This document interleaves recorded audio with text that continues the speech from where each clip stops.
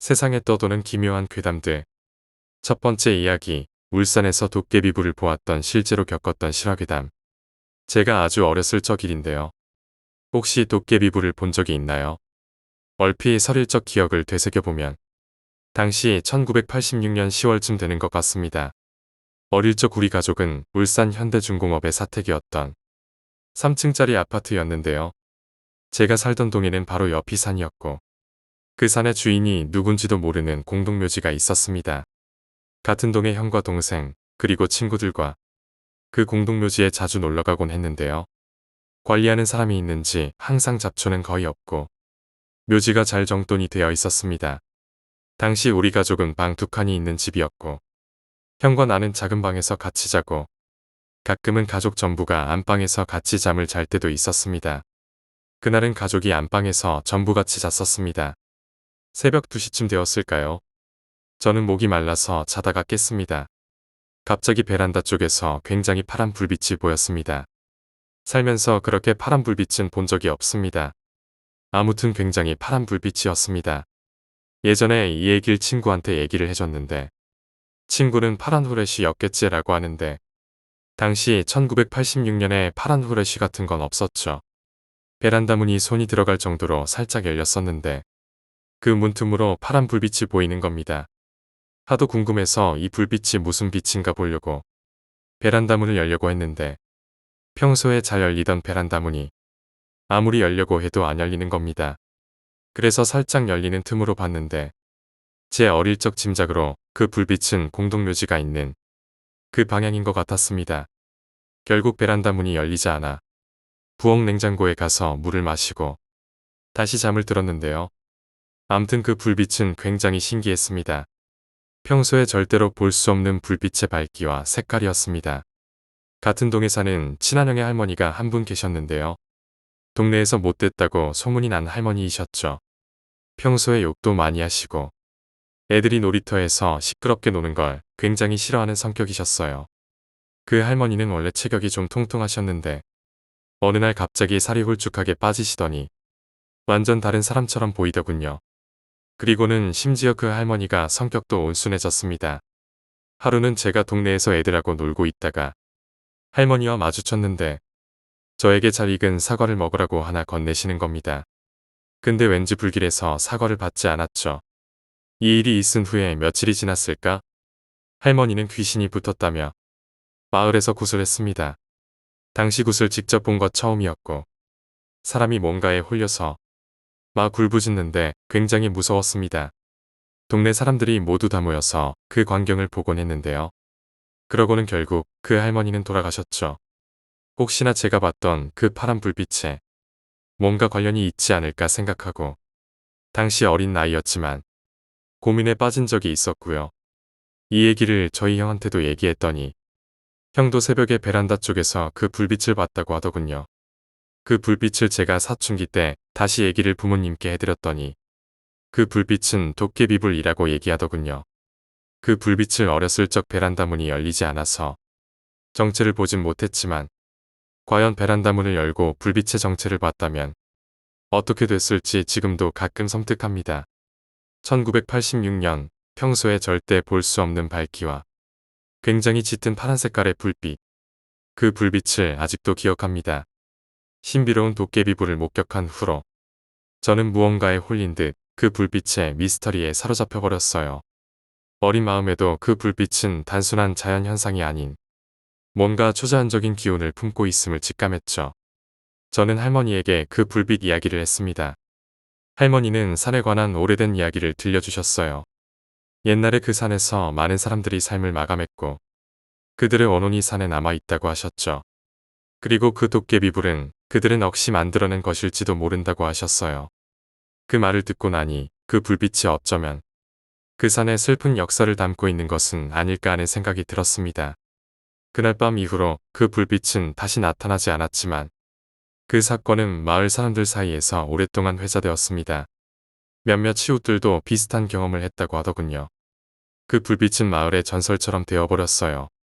시간이 흘러 제가 성인이 되었을 때 그 동네를 다시 방문했을 때는 이미 많은 것이 변해 있었습니다. 하지만 그 산은 여전히 그 자리에 있었고 어릴 적 느꼈던 그 신비로움과 경외감은 여전히 가슴속에 남아 있었습니다. 그 파란 불빛은 결국 제 인생에서 잊을 수 없는 추억으로 남았습니다. 그 불빛이 무엇이었든 그것은 제게 어린 시절 삶의 한 부분이었고 제 마음속에는 여전히 신비한 색채로 남아 있습니다. 두 번째 이야기, 사촌형의 기묘한 이야기. 이 얘기는 저희 사촌형의 얘기입니다. 사촌형이 약 1년 전에 이사를 갔지만 워낙 시간이 없었던지라 찾아갈 기회가 없었는데 주말에 내려갔다가 들은 이야기입니다. 사촌형은 결혼을 하고 부모님의 도움을 받아 경기도에 전셋집을 구해 살고 있습니다. 여튼간 집 구조는 계단식 아파트라 한 라인에 2개의 가구가 살고 있는 형식입니다. 그렇게 사촌형네 집에 가서 형수님한테 인사하고 바로 형하고 쇠주 한잔 하려고 삼겹살 집으로 갔죠. 저희 둘 다 어느 정도 취기가 올랐을 때 저는 사촌형에게 물었습니다. 이사 오고 나서 뭐 재미난 일 없었어? 사촌형은 골똘히 생각해 보더니 뭔가 떠올랐는지 이건 재밌는 이야기는 아닌데 좀 신기한 거야 라면서 저의 호기심을 자극했죠. 저는 얼른 해달라고 했지만 사촌형은 맨입으로는 절대 못해준다길래 술값 반을 제가 부담하기로 하고 이야기를 듣게 되었습니다.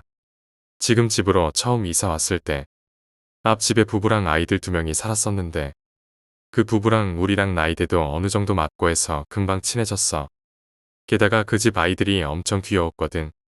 첫째가 6살이고 둘째가 1살이었지. 네 형수가 아이들이라면 껌뻑하잖냐. 그래서 그 집하고 어느 정도 가깝게 지냈었지.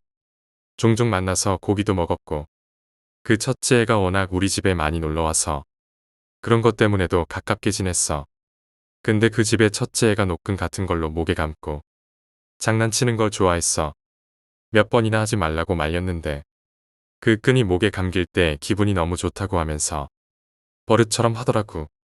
그리고 일이 터질 줄 알았지. 그 애가 부모들이 한눈 팔고 있을 때 방 안에서 혼자 그 장난을 하다가 비명하고 말았어. 우리도 장례식장을 찾아가서 조문도 했는데 그 부부를 보니까 정말 안쓰럽더라. 그리고 2-3달 뒤에 바로 이사를 가더라고. 그렇게 그 라인에 우리 부부만 살게 되었지. 이제부터 신기한 일이 시작돼. 다음 날이 일요일이라 늦게까지 소파에 누워서 TV를 보고 있었는데 갑자기 도어폰이 울리는 거야. 이 새벽에 누구냐 하면서 도어폰으로 현관문을 확인했지. 근데 아무도 없는 거야. 어떤 미친놈이 장난을 쳤나 하고 다시 소파에 누워서 TV를 보고 있는데 또 도어폰이 울리는 거야. 그래서 다시 현관문을 확인했지. 그런데 이번에도 또 없는 거야. 그래서 한 번만 더 하면 현관문 열고 그 새끼를 잡아서 손 좀 봐줘야겠다 하고 생각했지. 현관문 도어폰으로 현관을 보고 있었는데 아무도 없는 현관에 또 다시 벨소리가 울리는 거야. 그래서 에라 모르겠다 하고 현관문 열고 밖으로 나갔지. 근데 밖엔 아무것도 없고 센서등만 훤히 켜져 있는 거야. 뭔가 오싹해져서 집에 들어와서 TV를 끄고 소파에 누워서 잠을 자려 했는데 눈을 감고 얼마 뒤 아이 웃음소리가 끊이질 않는 거야. 그래서 베개로 귀를 틀어 막았는데 10분 동안 계속 들리더라고. 그래서 허공에 대고 막 소리쳤지. 제발 그만하라고 말이지. 그니깐 좀 잠잠해지더라고. 그리고 이런 일이 일주일가량 지속되었는데 요즘엔 아무 탈 없이 잘 지내고 있지. 근데 지금 생각해보면 그 어린애 웃음소리가 아마도 그 죽은 첫째 애가 아닌가 싶어. 그 애가 하늘나라에 가기 전에 우리 집에 들른 게 아닌가 하고 생각이 들더라고. 사촌형 얘기는 여기서 끝이 났습니다. 세 번째 이야기, 이상한 소녀. 약 50년 전의 이야기입니다. 저희 할아버지는 농사를 지으시는 농부셨고 슬하에 6남매를 키우셨는데 그 중에 5째가 저의 아버지이십니다. 이때는 아직 아버지가 중학교를 입학을 막 하셨던 시기로 14살 봄 즈음 때에 있었던 일입니다. 저희 할아버님은 쌀농사를 주업으로 삼으셨는데 쌀농사 외에도 여러 농사일에는 소가 필요했습니다. 지금도 시골집으로 찾아가면 외양간 터가 그대로 남아 있습니다. 이놈의 소가 그날따라 말썽이었다는 것입니다. 아버지가 학업을 마치고 늦게까지 놀다 집으로 돌아왔는데 작은 누나만 남기고 집에 아무도 없더라는 것입니다. 그때가 아직 이른 저녁이라 어둡진 않았지만 곧 해가 질 무렵이었죠. 작은 고모님이 울다 지친 듯 퉁퉁 눈이 부어 있어 저희 아버지도 어리지만 금방 뭔가 잘못됐다는 것을 알 수 있었다고 하네요. 외양간 밑으로 맨 바닥인 채 둘 수는 없으니 보통 지피나 톱밥을 깔아두는데 이것을 일정 기간이 지나면 새로 갈아주어야 했습니다. 그날 햇볕에 잘 말려 쌓아두었던 볏짚을 외양간에 깔기 위해 외양간 뒷문을 활짝 열고 반나절의 작업을 할아버님과 첫째 큰형님 그리고 둘째 큰형님이 하고 있으셨는데 정말 이유를 알 수 없게 소가 외양간을 벗어나게 된 것입니다. 줄이 끊어진 것도 아니고 콧뚜레가 부서진 것도 아닌 그저 줄이 풀려났다는 것만이 일리가 있는 것이었습니다만 누구도 그럴 일은 없다고 믿고 계셨답니다. 아주 기본적인 일이었기 때문이죠. 어쨌거나 콧뚜레가 걸린 소는 줄만 잡아주게 되면 어느 정도 말을 듣게 되기 때문에 어른들이 달려들어 줄을 잡으려 했습니다. 하지만 그날따라 소가 살살 도망을 치는 통에 점점 소가 집에서 멀어져만 갔는데 이를 잡으려 했던 식구들이 소를 잡으러 집을 나섰기 때문에 작은 누님만이 집을 지키고 있었던 것이죠. 아버지도 금방 가방을 풀고 소를 찾아 나섰는데 집 앞 10분 거리의 논둑 옆으로 할아버지가 소리를 치는 것을 들어 그곳으로 찾아갔죠. 작은 동생과 할아버지가 야산 앞에서 소가 들어간 산을 앞에 두고 고함을 치는 것이었다고 합니다. 금방 따라가 잡지 못하고 소리를 친 것에는 이유가 있는데 그곳은 서유지로 동네 유지 일가에 묘자리를 위한 땅이었죠. 그 당시부터 산길로 들어서는 길목에만 설치된 허술한 철문 앞에서도 동네 사람들이 쉽사리 그 땅으로 다가가질 않았다고 합니다. 그 유지분의 집안이 대대로 그 지역에 땅이 많은 뼈대 있는 집안이었는데 일제시대를 지날 무렵 친일파로 전향하여 지역 주변에 미움을 많이 샀다는 것입니다. 그 때문인지 그 집안에 죄가 없던 몇몇 사람들도 동네 사람들의 미움을 샀는데 광복이 찾아온 이후 동네 사람들과 그 집안 사람들 간의 삭막하던 분위기와 시대적인 울분이 쌓였던 것이 큰 사건으로 이어져 친일 집안의 여자아이가 동네 어떤 남성에게 살인을 당했다는 것입니다. 그 여자아이를 그곳에 묻었다 어쨌다는 말이 많았지만 그 무덤터를 굳이 들어가기엔 그 당시 사람들에겐 불길한 것이 너무 많았다는 것입니다. 다만 그때부터 미신을 잘 믿지 않았던 큰형님들은 뒤를 쫓지 않고 미리 산길을 옆으로 돌아 뒤로 돌아오기로 하였고 할아버지와 작은 동생은 앞길에서 소가 돌아 나오는지를 지켜보기로 했던 것입니다. 아버지도 형들을 따라 묘자리로 들어가려고 했으나 할아버지께서 불같이 말리셨다고 하네요.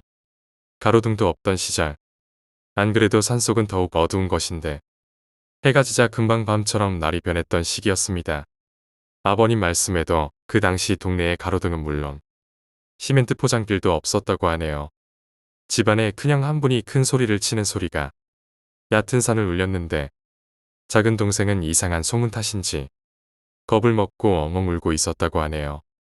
큰형이 소리를 치고 얼마 지나지 않아 소가 큰 소리로 우는 것을 어렴풋이 들었는데 몇 분간을 도저히 그칠 생각을 안 했다더군요. 소가 계속해서 울어댔는데 소리가 점점 아버지 쪽으로 다가오자 큰형들이 소를 잘 잡았다는 생각에 안심이 되더랍니다. 큰형 둘이서 소를 슬슬 잡아 끌고 산을 내려오는데 동생은 더 큰 소리로 울부짖고 할아버지와 아버지도 금방 질색을 하셨다고 합니다. 소 등 위로 작은 여자아이가 올라타고 싱글벙글 거리며 깔깔대고 있었다는 것이었죠. 나중에서야 작은 동생이 말하기를 아까 전부터 철문 앞에서 여자아이가 자신을 향해 꺼지라며 쌍욕을 했다면서 할아버지께 소리치며 무섭다고 했다는 겁니다. 할아버지는 그런 작은 동생이 이런 상황에 실없는 소리를 하여 큰 소리로 호통을 치셨던 것이죠. 그 소리에 저희 아버지가 할아버지를 찾았던 겁니다. 여자아이는 큰형분들의 눈에는 애초에 보이지도 않았고 할아버지와 아버지의 눈에서도 금방 사라졌는데 작은 동생은 소를 집으로 끌고 오는 동안 몇 번이나 허공을 향해 쌍욕을 하며 오열을 했다고 합니다. 시간대가 정확하진 않으나 집으로 돌아오니 밤이 다 되어 달이 크게 떴었고 어머니와 큰 누나가 작은 누나를 달래고 있었다고 하네요. 그 당시 소라는 것은 굉장히 귀했기 때문에 집안 여자분들도 다들 진을 뺐었다고 합니다. 이야기는 여기까지고 어린 시절에 할아버지의 논일을 돕다가 그 철문 앞에서 들었던 이야기입니다. 할아버지의 말씀이 어디까지 저를 놀리려 했던 것일지는 모르나 최근 들어 아버지께 한 번 더 일을 물었더니 어렴풋했던 할아버지의 이야기가 그대로 떠오르더군요. 재미있게도 그때 할아버지의 논일을 돕던 곳이 그 철문 바로 앞이랍니다. 밤을 따러 그 산에 오른 적이 있었는데 분명히 그 자리에는 묘가 몇 자리 있기는 하더군요. 사유지인데 주인이 먼 곳에 살아 잘 들리지 않는다고 기억합니다. 두 번째 이야기, 옆집의 무당. 어느 서울 변두리 지역에 사는 한 남학생의 이야기야. 10월 중순쯤이었지. 늦은 밤까지 혼자 공부를 하고 있었어. 근데 공부하다 문득 지나가다 엿들은 동네 노인들의 괴담이 머릿속에 떠올랐어. 다름이 아니라 옆집에 허름한 마당이 있는 무당집이 있었는데 소문은 무당이 정신병자라는 그저 그런 얘기였어. 개소리겠지 하고 잠깐 괴담에 빼앗긴 집중을 다시 모아 공부했지. 근데 젊은 애들은 원래 호기심이 많지. 그냥 슬쩍 책상 옆에 창문을 힐끔 쳐다봤어. 남학생 네 집 지대가 그 옆집보다 높아. 담벼락 넘어 그 집 마당이 30cm가량 밑으로 해서 볼 수 있거든. 당연히 아무도 없었어. 1시간가량 지났을까. 공부하다 몸도 뻐근해서 기지개 피며 옆에 창문을 다시 쳐다봤지. 글쎄 그 무당이 붉은 한복을 입고 마당에 서 있는 거야. 남학생은 눈이 휘둥그레져서 갑자기 조심스레 책상 등을 껐지. 그리고 창문 옆으로 가서 슬쩍 무당이 서 있는 쪽을 관찰했어. 근데 그 무당이 땅을 파더니 안에 뭐가 들어있는 검은 봉지를 묻는 거야. 남학생은 갑자기 등에 식은땀까지 나며 놀라서 눈을 뗄 수가 없었어. 갑자기 무당이 고개를 획 들더니 창문을 바라봤어. 남학생은 자기도 모르게 순간적으로 믿기 힘든 속도로 몸을 돌려 숨겼지. 계속해서 깊은 숨을 가쁘게 내쉬었어. 계속해서 숨이 가쁘게 나왔어. 남학생은 괜히 못 볼 것을 봤다는 후회를 했어. 숨을 깊이 내쉬며 가다듬고 조심스레 천천히 창문에 한쪽 눈을 슬그머니 조금씩 갖다 댔어. 근데 마당엔 이미 그 무당은 집 안에 들어가고 없는 거야. 남학생은 한숨을 깊게 내쉬며 고개를 돌리려는 순간 창문 밑을 쳐다보게 됐는데 무당이 어느새 담을 넘어와 칼을 품고 숨어서 고개를 위아래로 빠르게 흔들고 있더래. 다섯 번째 이야기, 원망과 고통. 이 이야기는 제가 25살 때 열차 식당에서 일하고 있을 때 일어난 일입니다. 우연히 일자리를 구하다 들어간 곳에서 하는 일은 새마을 열차나 무궁화 열차에서 도시락이나 커피를 팔고 식당 칸에서 손님을 받는 거더군요. 그래도 전국을 공짜로 매일같이 다니고 봄, 여름, 가을, 겨울 사계절의 모습을 볼 수 있었기에 나름 즐거웠죠. 그것도 나중엔 지겨워져서 밖에 보이는 풍경이 TV를 보는 것처럼 멍하게 쳐다보게 되었지만요. 저는 어렸을 때부터 죽은 사람들을 참 많이 봤었습니다. 물에 빠져서 한 달 만에 건진 꼬마 아이의 시체. 거적대기에 씌워져 있는 걸 발로 톡 치니까 퉁퉁 불어있는 팔이 툭 하고 떨어지더군요. 방금 물에 빠져 죽은 싱싱한 여자의 시체. 얼굴에 핏기가 하나도 없어서 이상하니 많지 정말 이뻐 보였죠. 친구들끼리 산에 올라갔다가 봤던 목을 매단 아저씨의 시체. 사람의 혀가 그렇게 긴지 처음 알았어요. 궁동에 살 때 전철에 치여 죽은 아줌마의 시체. 이건 신문에도 나올 정도로 센세이션했어요. 몸통이 다 찢어져서 팔과 다리, 그리고 머리가 다 공중에서 사방으로 날아다녔죠.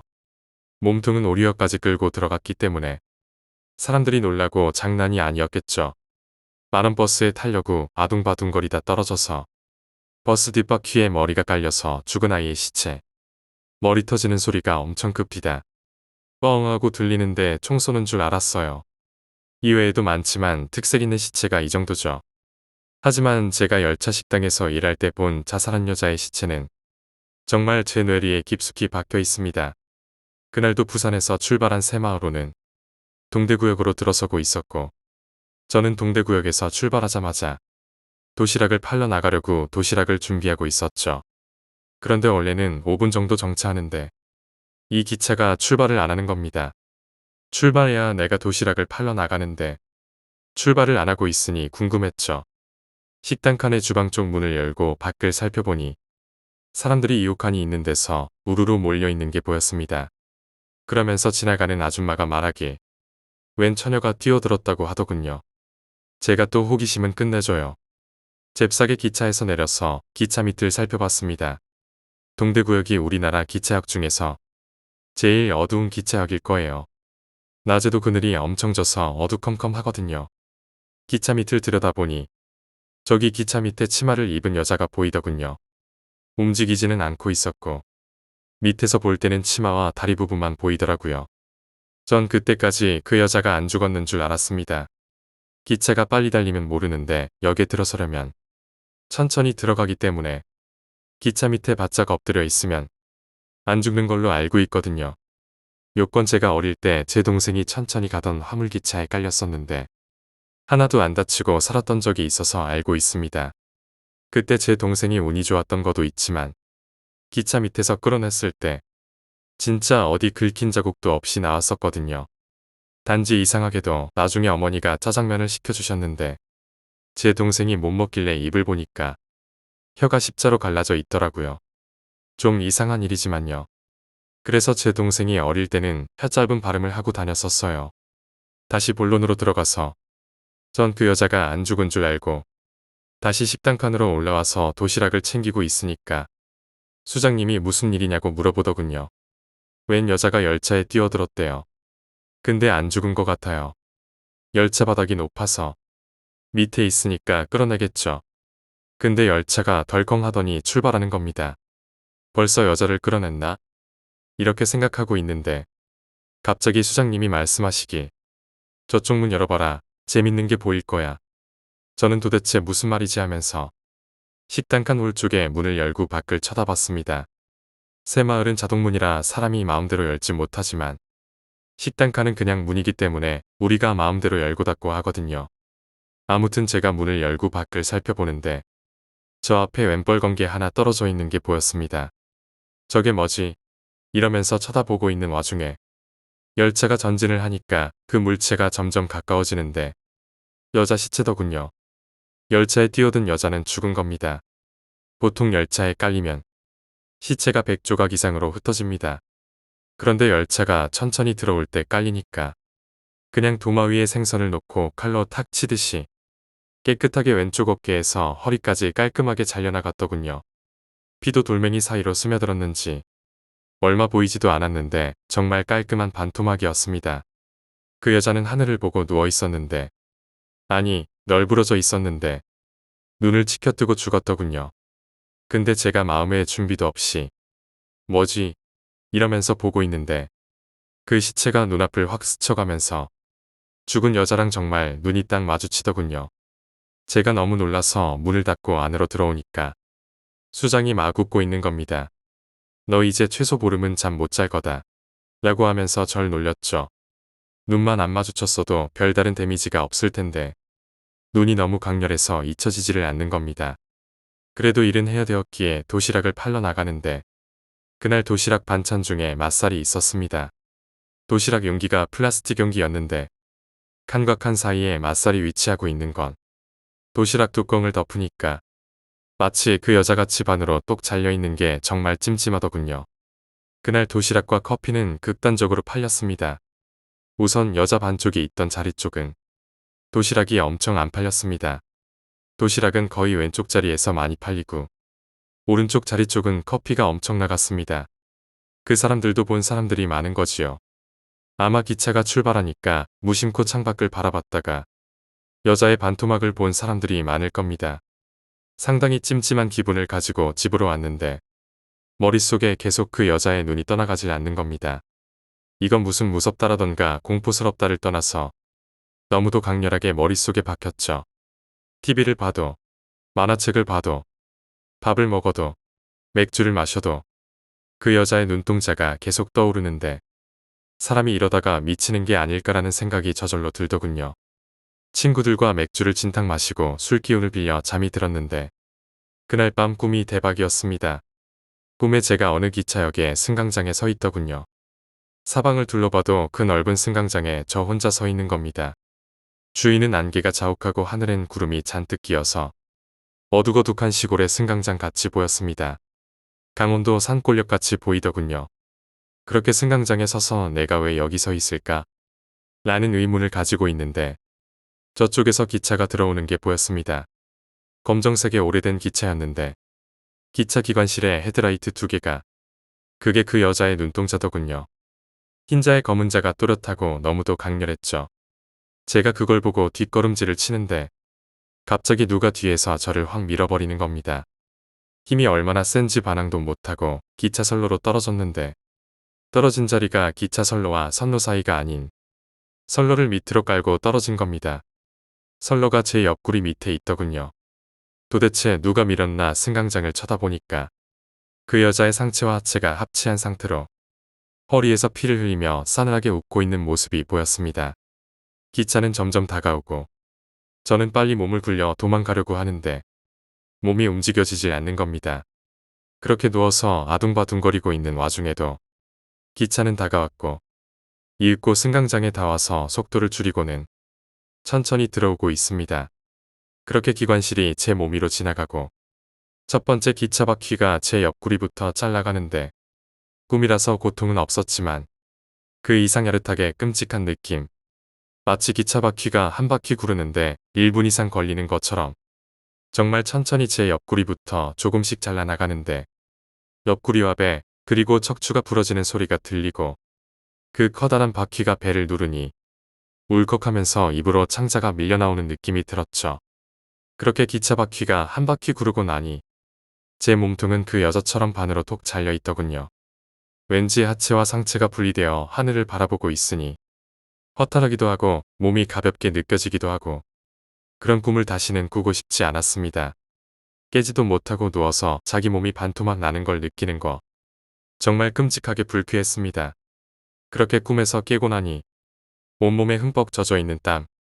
다시 잠에 들기가 너무 무서웠습니다. 차라리 가위에 눌리는 거면 그냥 웃고 넘어갈 수준은 되는데 이건 꿈에서 그렇게 괴롭히는데 사람이 말라 죽겠더군요. 시계를 보니 겨우 3시간 잤더군요. 그리고 그날 밤은 잠을 다 잤습니다. 뜬 눈으로 밤을 새우고 출근해서 사람들에게 어제 있었던 일을 말하니까 일상다반사래요. 기차 기관사는 1년에 몇 번씩 본다고 하더라고요. 그것도 죽기 전에 모습을 말이죠. 선로에 사람이 있어도 기차는 서지 못하고 그냥 깔아버리거든요. 그 사람 때문에 급정거를 하면 탈선에서 더 많은 사람이 죽을 수도 있기 때문에 선로에 사람이 떨어져 있어도 그냥 눈 딱 감고 깔아버리고 간다더군요. 미처 눈을 감지 못하면 그 사람의 원망 가득한 표정을 쳐다보면서 깔아버리는데 정신이 약하면 기차 기관사도 못할 짓 같더라고요. 식당 칸에서 일해도 매일 기차를 타고 다니다 보면 아무리 보기 싫어도 몇 번씩은 보게 된다고 하더군요. 고참들이 말해주는데 시간이 약이라고. 시간이 지나면 아무것도 아닌 것처럼 잊어버리니까 신경 쓰지 말라고 충고해주는 겁니다. 한 일주일간은 잠을 거의 못 잤고 정말 피곤해서 못 견딜 때나 잠깐씩 잠들어서 꿈도 거의 안 꿨고요. 보름 정도 지나니까 어느새 머릿속에서 퇴색되더군요. 사람이란 정말 편하게 만들어진 물건이더라고요. 지금은 머릿속에 그 여자에 대해 떠올리면 생각나는 건 그 두 눈밖에 없습니다. 두 눈동자 가득히 원망과 고통에 가득 차 있던 눈.